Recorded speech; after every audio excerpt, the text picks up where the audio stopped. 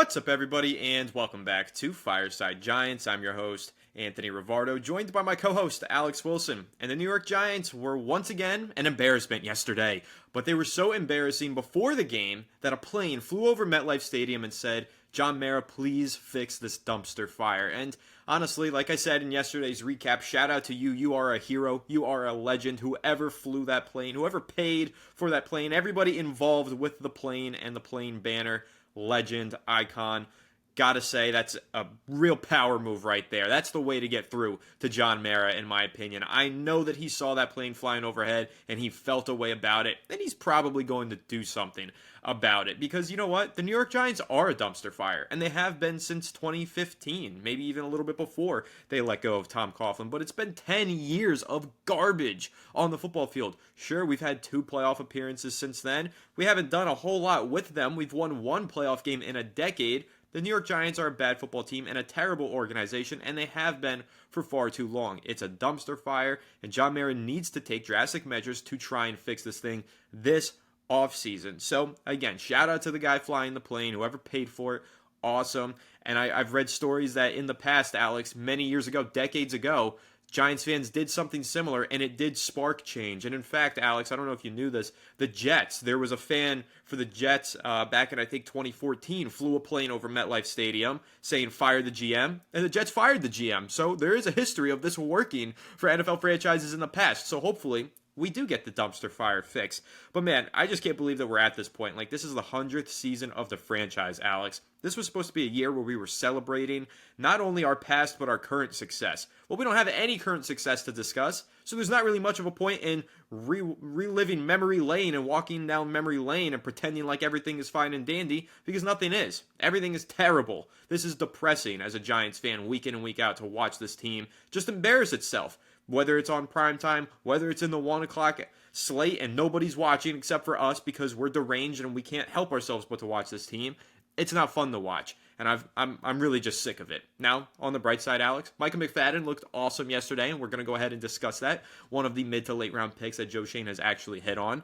A lot of the other ones he hasn't. So we'll talk about that too, I'm sure. But Alex, I just want to get your reaction on the plane. The plane flying overhead. John Mara, please fix this dumpster fire. How do you feel about it? And are you hopeful that it will actually spark some change? Oh my God, that is the funniest thing I've seen in such a long time, that somebody paid to do that. And some reporter asked Malik Neighbors if he saw it, and Neighbors said, "I didn't pay for it. It's not my money." Neighbors, this team is so over it, guys. Like, this team is so over being a Giant in general. Like, nobody is even surprised by it anymore. No one was like, "Really? Like, that's crazy." They were like, "Yeah, like, it wasn't my money. Didn't pay for it." Like, it's a joke to these players. It's a joke to us, Anthony. You know, looking at John Mara, I would be willing to bet he did not watch that absolute crap of a game yesterday. I mean, look, the Saints gave us a chance to win that game. It's more of a testament to how bad they are, because the Giants, I mean, we're talking about undrafted players, late round rookies, guys that should not even be on a roster, went in there and put more effort in than starters. And, you know, the truth is they were fighting for something. You know, Anthony and I had this discussion this morning. They're fighting for their jobs. But it really put on display how little effort the starters have been kind of putting on the football field, based on the way that the Giants limited Alvin Kamara to 44 yards on 17 carries. I mean, the run defense looked unbelievable. And you're telling me that these backups looked better than our primary starters for weeks? That is egregious to me, ludicrous, that we have to sit here and watch this team. And look, if you're John Mara and you see people flying planes overhead, and, you know, if you need a nail in the coffin, that is the nail in the coffin to me. That is a sign of the times. It is a sign of what disaster class this regime has put forth this year, and it really is all but over. I mean, how do you bounce back from this? I mean, Anthony, we've discussed this so many times. This is a dumpster fire. I don't know. This locker room has imploded. This locker room is dead. They're done. They're depressed. They're out. The leadership is gone, dwindled to a mere nub of existency.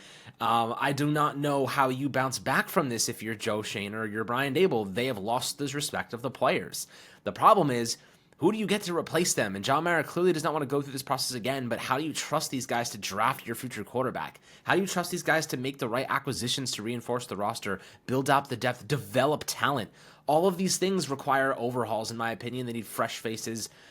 people with experience, no new faces that don't know how to get things done. This is just lack of discipline, lack of respect. It's all across the board. It's all across the faces. The fact that rookies, undrafted players are putting up more of an effort than regular starters is abysmal, disappointing. And now we're got to finish out the season. We're 14-point underdogs to the Ravens, and we just lost John Runyon, JMS is sore, Drew Lock is Drew Lock. Like we're this is just 14-point underdogs. I mean, that's actually not that bad. Like I would take those odds. Like that's where we are right now as the Giants, and we looked ahead to the draft, but wanted to talk about one silver lining. Anthony, before we kick it off, I know you want to talk about Monday Night Football, really big game tonight. Should be high scoring between the Bengals and Cowboys. Pretty good chance to make some money. Yeah, no doubt. So shout out to BetUS. They're the sponsor of today's episode, and we're going to go ahead and take a look at this Monday Night Football game. Dallas put the beat down on the Giants last week. However, they did allow the Giants to put up 20 points, like you said to me before we went live, Alex. That's about 40 points for a normal NFL team, but the Giants are about a half of an NFL team right now, so 20 points is quite a lot to put up for them. So if you're looking at it from the standpoint of the Cincinnati Bengals, this is like you're going up against this defense. It's barbecue chicken, basically. You're Joe Burrow, you're Jamar Chase, you're T. Higgins. You're expecting to put some serious points up, which is why I like over 27.5 Bengals points at minus 110 on BetUS. So I like it enough to go ahead, throw $10 down on it, see if I win. Won the last one for Thursday Night Football. We cashed that one as well for the Green Bay Packers points. And I'm thinking the Bengals, listen, it's in the Dome. It's Monday nights. They play well on primetime. Their defense stinks. Every game they play happens to be a shootout. And they're easily putting up 4 touchdowns a game lately. So I like the Bengals points. I'm going to go ahead and take that. And guys, make sure to go check out BetUS, the sportsbook with the fastest payouts in the industry. Use code YouTube150 for 150% deposit match up to $2,000. So once again, go ahead, check out BetUS. Thank you for sponsoring this video. But Alex, before I talk about Micah McFadden, I just want to talk a little bit more about that plane because you said something that I thought was interesting. You said it was the nail in the coffin. Like, this is the wake-up call, basically. And I have to say that I do agree with you. And I want to tie that back into something that I've been saying on this show for several episodes now, Alex, and it's the fact that John Mara usually doesn't act. He doesn't take action until the fans do, right? Like, if you think back in the past when he fired Ben McAdoo, the team was really bad all season long. They were clearly not going to win more than 3 to 4 games after about 8 weeks of the season. But he didn't fire Ben McAdoo until McAdoo benched Eli Manning and the fans turned on Ben McAdoo, got really loud and crazy, right? When they fired Pat Shurmur, why did they fire Pat Shurmur? Well, the fans had enough of Pat Shurmur's answers in the media and his lackadaisical effort on Sundays. Once the fans turned on Pat Shurmur, well, of course, then John Mara went ahead and fired him. Now think about Joe Judge, Alex. When Joe Judge did that quarterback sneak on 3rd down at home, backed up against his own goal line, that's when the fans officially were like, get this guy out of New York. And where did he go? Out of New York. So John Mara listens. Dave Gettleman as well. I mean, he was making mistakes for years and years.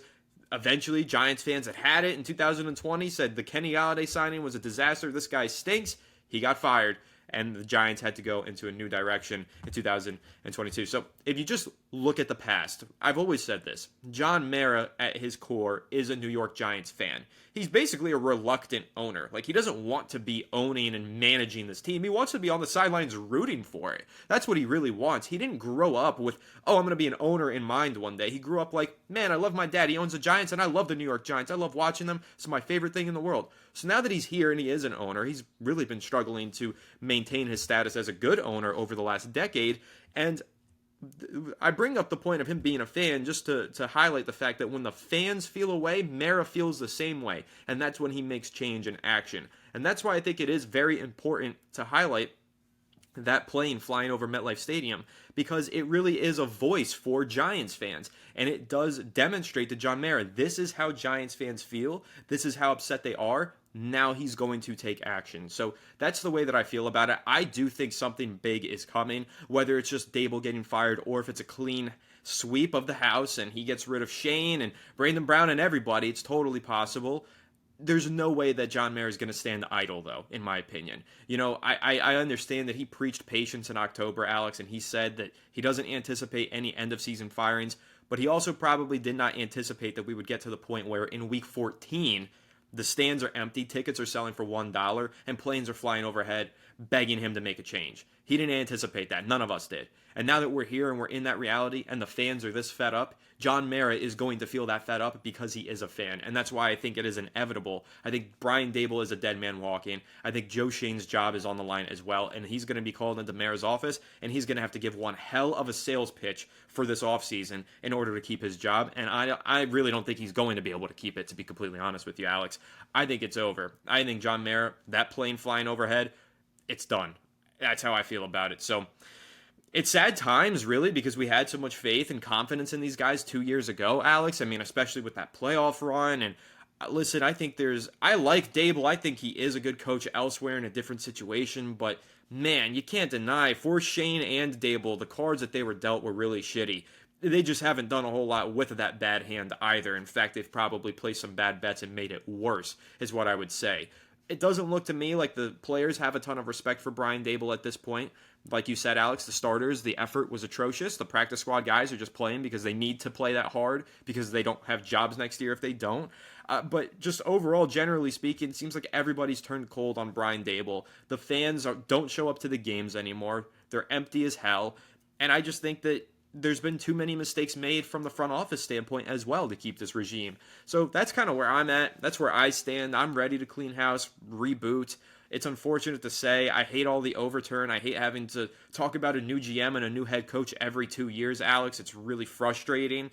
But you know what? There is kind of an argument to be made for keep throwing darts at the board until you get the bullseye. And maybe that's the strategy that the New York Giants need to have here. You know, hire slowly, fire quickly. Maybe that's just the way that they got to go. Because in the past, they've tried to stick to the process. Dave Gettleman got 4 years here, and then he mutually agreed to leave. So technically, the Giants didn't fire their last GM. Dave Gettleman technically retired, so they could use that as an excuse for the overturn. I just think that it's all just been a mess, though. And at the end of the day, we didn't get it right here. John Mara, you didn't get it right. Like, clearly, it's not going to work out. So I think it's time for a reboot. And it seems like all the other Giants fans, the ones willing to fly planes and the ones willing to stop spending money on tickets and jerseys, I think we all agree that a major change needs to be made. Yeah, I mean, listen, I live in Manhattan. I've been offered to go to Jets and Giants games recently, and I've been like, why? Just why would I go to a Giants game? The trek to MetLife is hell enough just to watch us absolutely get cooked. In person, I barely want to turn the TV on, let alone watch it in person, especially in the cold. So, yeah, like, at the moment, I mean, you said it best, man. Like, I don't think Dable's a horrible coach. What I do think is that he's lost the respect of his players. What I do think is that this offense is, dude, we're averaging 14.9 points a game, and he's supposed to be this, like, game-changing offensive coach. I just don't. And look, I know there's setbacks, there's this, there's that. But even when the offensive line was playing well and Daniel Jones was here, we were still averaging under 20 points a game. Like, I'm not convinced that he's this quarterback whisperer anymore. I'm not convinced he deserves to get the chance to develop a quarterback anymore. Like, it's maybe last year I was. I think last year I definitely was. I was still on board with that concept. But the way that these players are not playing for him, the way that this offense is not playing for him, the way that this scheme, for some reason, avoids Malik Neighbors at all costs and then suddenly ramps up his targets tenfold in the second half of games. Like, there's nothing that's dropped any inkling of inspiration and optimism for me. So, you know, at this point, it could not get worse, Anthony. We were averaging 14.9 points per game. There is nothing the Giants could do. If they fired Brian Dable and hired a defensive coordinator to call offensive plays, we still could not score less than what we are right now next season. That's how bad we are. So anything is going to look like an upgrade. Literally anything is going to look like an upgrade than we are right now. Do we trust Brian Dable to be a quarterback whisperer for a Shadur Sanders or a Cam Moore? Do we trust him? Right now, I don't trust any of those guys. Not a single coach on that team that I trust right now, not to mention player development and personnel decision makers. I don't trust any of them. Joe Shane, to me, is a snake oil salesman at this point. He has sold us a bill of goods. Oh, we can win while we're rebuilding. Tried to do that with signing Daniel Jones and completely nuked 5 years of this team's potential by doing it. That was his decision. Look, we can react. We can say, okay, you know, wasn't that bad of a deal at the time, or in hindsight, blah, blah, blah. He's the one that actually made that decision, so the blame gets placed on his shoulders to when it comes calling for, when it comes to Judgment Day. He's the one that gets blamed.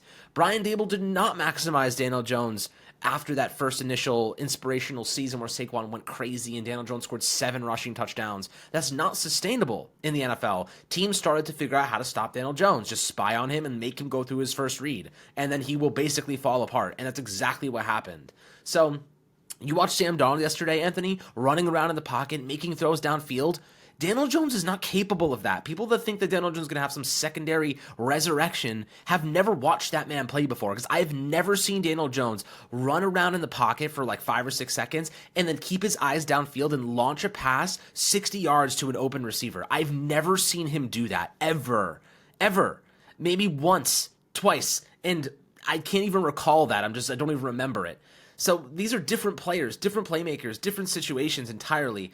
The Giants, I don't know if we can sit here and invest more faith in them. And that plane flying overhead was a good indication of how the fan base feels at this point in time. They're selling tickets for $1 to go to these games. $1. They're basically giving them away for free. That, dude, I mean, if there's anything that's going to piss John Mara off, I get the idea of tanking. I get we wanted to lose.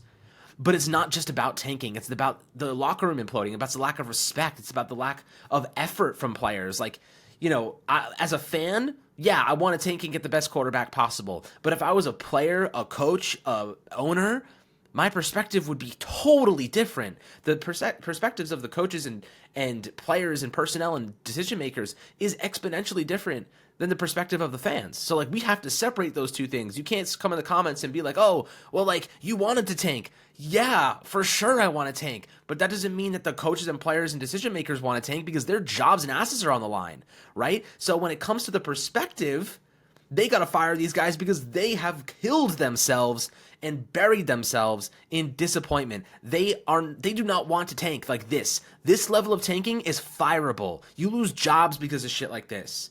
But from a fan perspective, I couldn't give a hell of a difference, because in the end, someone's going to be coaching the Giants. Could be Joe Schoen, or could be Brian Daboll, could be anybody else. And we are going to be here to live another day, but they sure as hell might not be. So I think that has to be separated. And I also think it's important to look ahead to the future, because this is what this is all about. This is about the future of the New York Giants. Who's going to be leading it? I don't want a guy who's painted himself into the corner making crucial decisions in this offseason, because you know why, Alex? We've seen this play out before. Remember in 2015 when they did move on from Tom Coughlin? They kept Jerry Reese. Do you know what happened? He went on a historic spending spree that offseason. He spent more money than anybody in football, and the Giants found 1 year of success in 2016, and then all of those players that he signed to big, expensive, long-term contracts, well, they regressed after 1 year, and the Giants were left with a salary cap hell and a lack of talent across the board, and then they had the disastrous 2017 season that resulted in many firings, including Jerry Reese and the head coach.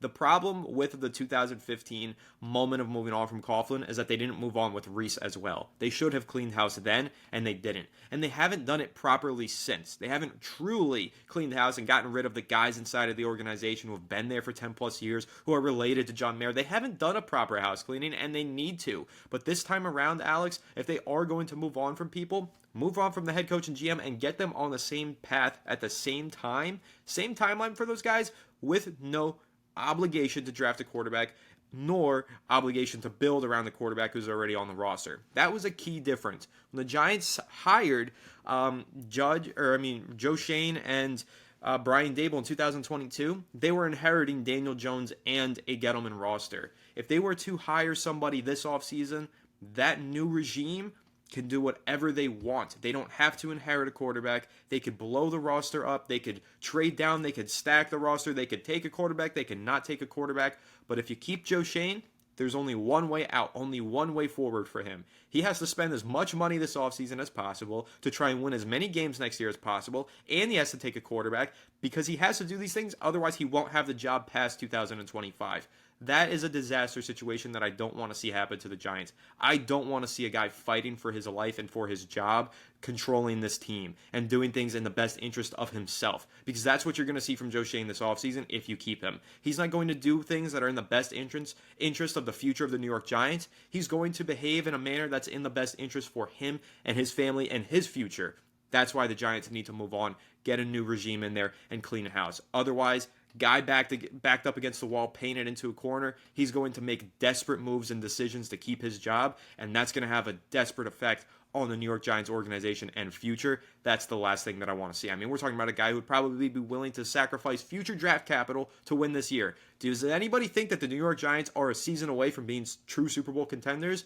No. So what should they be doing? Stacking future draft capital to win later, not now. But what's Joe Schoen going to do? He's going to try his best to win now and convince himself that his roster is close, like he was saying at his bye-week press conference. We know that was a load of crap, but he's going to try and convince himself that that was true because he needs to try and keep his job in 2026. I don't want to see that happen. So that's where I'm at. That's why I want the New York Giants to move on. 2025, new regime, get in here. But Alex, let's wrap this up with a positive discussion and just talk about Micah McFadden for a second.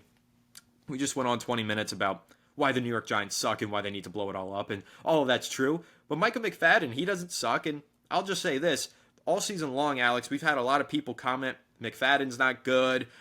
Don't even count him as one of the hits for Joe Schoen. He is a hit for Joe Schoen, and I've always felt this way. I think he is a good player. I think a lot of people look at the PFF scores, Alex, and they see a lot of missed tackles on Micah McFadden, and they say, oh, he sucks. He misses too many tackles. He misses tackles 5 yards in the backfield. That's what he does. He shoots gaps, flies in there like he's got his head on fire. He runs into somebody. Sure, he misses that tackle. Somebody else cleans it up and makes the tackle for loss. That's why his missed tackle rate is so high. And the difference is, some of those games he misses those tackles 5 yards in the backfield. Other games, like yesterday, he makes them. And then he ends up with 5 tackles for loss in a single outing. He's a good player. He's a building block for this Giants team. He's one of the only mid to late round draft picks that Joe Schoen has actually managed to hit on. Really proud of Micah McFadden for the way that he performed yesterday. Excited for his future. And while Bobby Okereke is injured and not playing as great this season as he was last year, it's very important to see somebody like McFadden stepping into a large role and making the most of it. Very excited to see that. Alex, how are you feeling about the way that Micah McFadden performed in Week 14? Excellent. I'm very impressed with Micah McFadden. They had him take over the Mike job, and he did not disappoint. Like this, he is very reactive. As you said, he's kind of a secondary tackler, kind of filling in the other gaps, but he was the primary run stuffer in this performance. And against a team that was running the ball heavily, he dominated. He made the right reads, the right movements, and he was there at all costs. 11 tackles, 5 tackles for a loss. Really impressive stuff from the former Indiana product, 5th round selection a couple years back. He's entering, his 4th year? So next year will be the last year of his rookie contract. And he's a guy I might want to extend, soon. You know what I mean? A guy I might want to be this is a player that, Anthony, you talk about retaining key players. I think he's one of those guys. I'd give him a 3-year deal that starts to kind of take over takes over after Bobby Okereke's contract expires. And, Okereke has 2 more years left on his deal, but I think that's a good linebacker combo. Him and Micah McFadden are good players. And I think end of the day, you have those guys for a couple years locked up. McFadden takes over once Okereke's deal expires in 2 seasons, and you can easily transition away from that. So, really solid player, Micah McFadden. I think that, maybe they want against run-heavy teams like next week against the Ravens, we're going to see him really step up. He's going to be really active in that game. And he's not afraid to hit, man. That guy is a ball of steam. He's a cannonball. And when you see him lock in, he locks on his target, he's a heat-seeking missile. So really, really like what I saw from Micah McFadden in that performance. Inspiring, and one of the few silver linings we can kind of pinpoint from that game. Yeah, and another thing that I'll say for McFadden, to his credit, he's demonstrating this season scheme versatility. And I think that's very important because he had a few games like this last year, Alex, that were very impressive. And he started to emerge last year as a quality and dependable starter. And now, once the Giants changed over to a new defensive coordinator, we saw a lot of these guys who were establishing themselves as quality starters last year really fall off a cliff and not play well this season in the new scheme. And we've credited a lot of that to Shane Bowen and poor coaching and yada yada. But for McFadden, he was good under Wink Martindale last year. He's been good this year under Shane Bowen. I think that's an important trait, especially when you consider the fact that, Shane Bowen's likely on his way out anyway. They're probably bringing in a new defensive coordinator in 2025. So I do think that it's truly important to highlight that McFadden has now found success with 2 defensive coordinators. So I do feel good about him having success moving on to his 3rd defensive coordinator with the New York Giants. So I agree with you. I think it's a good combo, him and Okereke. I really like the way that they play together, and I really like the fact that when one of them is out of the lineup, the other one usually steps up and makes up for the loss. So it is pretty exciting to have a solid linebacker duo going forward. But Alex, Anything else that caught your eye in yesterday's game? I know you didn't get to do the instant reaction with me yesterday. Was there anything positive, possibly, that caught your eye, or is it really just all doom and gloom? Oh my God, positive. Positive. Trey Hawkins. That was one. He had a really good game. I think he had four receptions on 7 targets, 60 yards, had an interception, pass breakup, a couple tackles. Was impressed by Trey Hawkins. Had a really solid performance. We've been wondering where he's been, so maybe he gets, he probably definitely will be getting more opportunities moving forward. Who else? On the defensive line, Brian Burns had 5 pressures. He looked pretty solid. I saw him make a couple nice plays. Offensively, drops all over the place. Josh Zito gave up 10 pressures. At least Greg Van Roten seems to not make headlines, which is good for offensive linemen. Evan Neal looked horrible. I saw him being spun around on almost every play. Drew Lock still's garbage. I told Anthony half through the game, I was like, live bet interception for Drew Lock. That was easy. Free money. So yeah, I mean, the Giants look like crap. What can I say? The Saints are horrible. Derek Carr got injured. They could not run the football. Their defense, I mean, any competent team would have absolutely crushed them. Fortunately for us, the Giants are well below competent.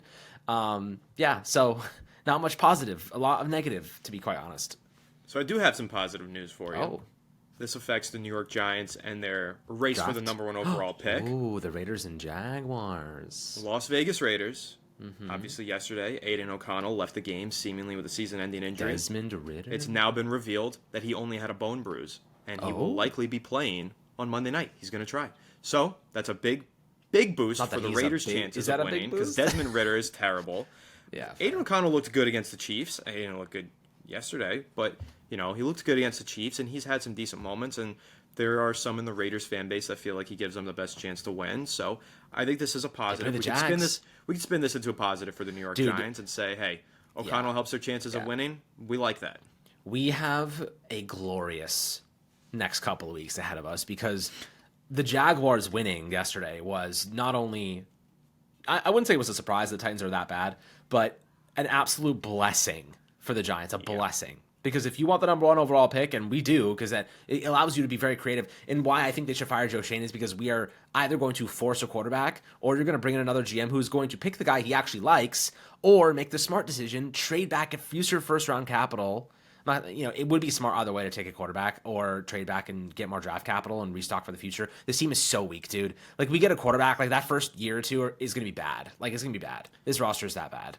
I think that it's not the worst thing to, like, trade back a couple spots, get a future first-round pick, get the best player available, and just go with talent and just restock for the future and maybe go after a better quarterback in next year's draft class, which is probably going to be much better, to be honest. Yeah, I don't hate that idea.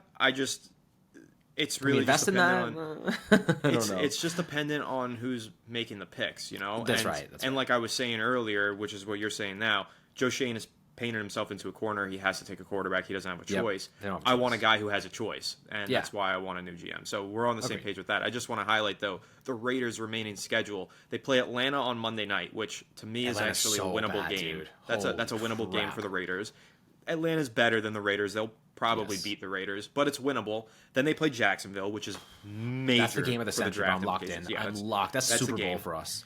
Then they play the Saints, also incredibly winnable. We just saw how bad the Saints are. They just lost their car for the rest of the year. Yep, and the Saints their are backup is freaking ass, terrible. Dude. Oh my God, their backup is Both ass. of their backups are ass. Spencer Rattler looked terrible earlier this season when he was in the lineup. So they've got 3 winnable games in a row, and then this is one that I want to highlight: my Los Angeles Chargers to close out the season. The Chargers are pretty much already locked into a playoff spot, Alex. They're going to be playing for seeding for the next few weeks. There is a chance that in Week 18 they have nothing left to play for and are already locked into playoff seeding, and they rest their starters. So we actually have 4 potentially winnable games for the Raiders left on the schedule. And for the New York Giants, well, they play the Ravens next week. That's not very winnable to me. Then I think they play, what is it? Do they play the Colts next? Yeah, no, we play Atlanta next, then the Colts, then Philadelphia. I mean, the Ravens next. We play the Ravens. Yeah, I said the Ravens, and then the Falcons, Colts. and then the Colts, and then then the Philadelphia. Okay, we got 4. Okay, Yes. gotcha. Yes, that's our remaining schedule. I think we have a higher chance of losing out than the Raiders comparing those 2 schedules. I think that we are staring the number 1 pick in the face, and we need to start talking about who that number one pick is going to be and who's going to be making it. That's really what it comes down to. Yeah, it is. And listen, Joe Shane has not proven that he can make a first-round pick, let alone a number one overall pick. Evan Neal, God help us all. They've nuked Deontay Banks' value. Malik Neighbors looks like he's in jail the way that his facial expressions are after the game. I feel bad for the guy. Kayvon Thibodeau's like business decisions. Like he's all like, he doesn't give a shit. Like this is a team composed of first-round picks that have been underperforming because of the Giants' lack of success, lack of production, lack of development, lack of coaching, lack of discipline, lack of respect, whatever. And you can't let a GM pick another guy who he's going to destroy their value again. And most importantly, Anthony, a quarterback, most importantly, you cannot let a team, a GM who is now hell-bent on getting a quarterback and is keen on destroying every young player he gets his hands on, and a coaching staff that is incompetent, you can't let him get another chance, another crack at that, man. I just don't see. I mean, I think that they're keeping these guys and their jobs in place because they don't want to blow it up mid-season, and it's just let them suffer it out. But there's no doubt in my mind there's going a clean sweep coming of this team. There's no doubt in my mind for a hot. I know people, they're going to keep him. They're going to keep them. Like, we have to be more consistent. What, you want to be more consistently ass? Is that what you want? Because that's where we're headed towards. We need to turn this thing over now. And they're going. I have no doubt Mara saw that play and said, bro, I mean, if that's not an indication of how bad we are, if that's not, a sign of the disaster class this team has put forth this season in the 100th year. Dude, he's embarrassed, bro. We know what John Mara does when he gets embarrassed. We know his reactions to this type of embarrassment. He's not only getting embarrassed, his own fans are trolling him with airplanes. In the 100th season of his Giants franchise, his dad would kick his ass right now, man. He is cleaning the house. He is gutting this team. Because it can't get any worse than this right now, man. It really can't. I don't know. I mean, I always say that and somehow it ends up worse, but like this is rock bottom. Like we are there, man. We are the Cleveland Browns. We are the Panthers. We are every team we thought we were better than. We have proven to be worse. So, man, like if John Mara doesn't clean house, man, like we're running back. We're running back shit next year. That's all I gotta say. I can't say that I disagree with you. And let me just close it on this and get ahead of it. Guys, do we really want to fire the GM and then promote his assistant into that job? That doesn't make sense to me. I like Brandon Brown. He's a great guy and he's very smart. I don't understand the infatuation with Giants fans over Brandon Brown and why they think he's going to be the perfect successor to Joe Shane. He's just as responsible for all of Joe Shane's mistakes as Joe Shane, evidenced by the fact that he is his GM. And on the website, they credit him with playing an instrumental role in the reconstruction of the roster. So, I don't know, but that's a debate for another day, Alex. We will definitely do a full episode and discussion on the GM candidates, and Brandon Brown will be the first one that we discuss on the channel. But it's going to be a very exciting close to the season for the Giants, not in terms of them playing games, but reacting to how bad things get after they lose these games and what John Mara and ownership might decide to do about it. So, keep it on, I guess, if you're the New York Giants and you're a fan of the New York Giants, I guess. It's really tough. It's been 10 years, like I keep saying, and it's really ugly right now. But there's got to be a light at the end of the tunnel somewhere, and we're going to get there eventually. And I do think this is a rare opportunity this offseason where we might have a number one pick and a clean house. That really does feel like the light at the end of the tunnel for me. It probably coincides with a few more years of losing, but it probably also coincides with a legitimate, new, smart regime getting in here and rebuilding it the right way. It's totally possible. Or maybe not. Maybe it's just another cycle of lonely hearts. I don't know. We'll see, though. Of course, make sure to leave a like if you enjoyed this episode. Subscribe to the channel if you're new. Ring the bell so you don't miss an episode, and comment your thoughts down below in the comment section. If you're listening on Apple or Spotify, make sure to leave us a 5-star review. Go and follow us on all of our social media channels at Fireside Giants. Fireside Giants, presented by BetUS. Make sure to go ahead and use code YouTube150. We'll catch you all in the next one. Have a good one, and let's go Giants.